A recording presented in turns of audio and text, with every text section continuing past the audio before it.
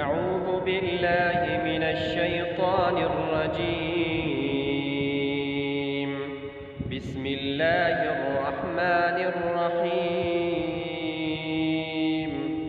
وأيوب إذ نادى ربه أني مسني الضر وأنت أرحم الراحمين.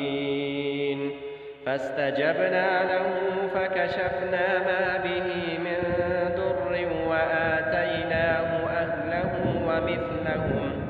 أهله ومثلهم معهم رحمة من عندنا وذكرى للعابدين.